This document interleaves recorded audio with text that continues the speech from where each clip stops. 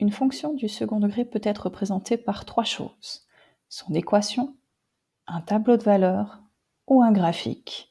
Voyons ensemble d'abord son équation. On l'a dit tout à l'heure, c'est une équation du second degré quand le plus grand exposant du x, c'est 2. Donc voici quelques exemples. Ici, le premier, le plus grand exposant, c'est 1, c'est donc du premier degré. Quand il n'y a rien, je rappelle que c'est 1. Ici, le plus grand exposant du x, c'est un 2, donc c'est du deuxième degré. Et ici, c'est un 3, donc c'est du troisième degré. Un tableau de valeurs, le tableau de valeurs, il est directement lié à cette équation. Alors, on regarde ensemble. En gros, quand je connais l'équation, pour compléter mon tableau de valeurs, qu'est-ce qu'on va pouvoir faire? Eh bien, on va pouvoir choisir des valeurs de x. Alors, on les choisit évidemment intelligemment. Donc, si sur mon graphique, ça ne va que de moins 3 jusqu'à 3, pas la peine d'aller chercher un x qui vaut moins 20. Alors, ici, vous voyez qu'on a commencé avec moins 1, et donc, on va calculer l'image, donc le y qui correspond. Alors, comment on fait? On reprend notre équation et on remplace x par moins 1. Donc je vais faire 2 fois moins 1 au carré, moins 4 fois moins 1, plus 1. Vous le voyez ici, le calcul est fait ici. Et donc, 2 fois moins 1 au carré, ça fait 1. 2 fois 1, ça fait 2.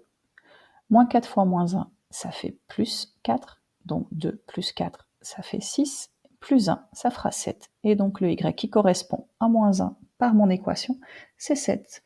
J'obtiens donc ici les coordonnées d'un point que je pourrais replacer dans le graphique par la suite.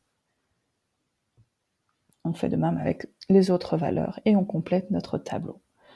Mon graphique s'obtient donc grâce au tableau de valeurs. Et donc je vais utiliser toutes les valeurs que j'ai trouvées et venir les placer dans le graphique. Vous voyez ici le point moins 1, 7, ici le point 0, 1, ici le point 1, moins 1, 2, 1 et 3, 7, qui sont les 5 points qui sont ici dans mon tableau. Avec ces 5 points, je peux obtenir donc le graphique qui représente une fonction du second degré.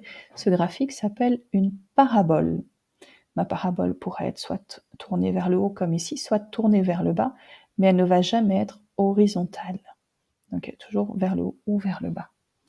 Donc, trois choses pour représenter une fonction du second degré: son équation, son tableau de valeurs et son graphique qu'on appelle une parabole.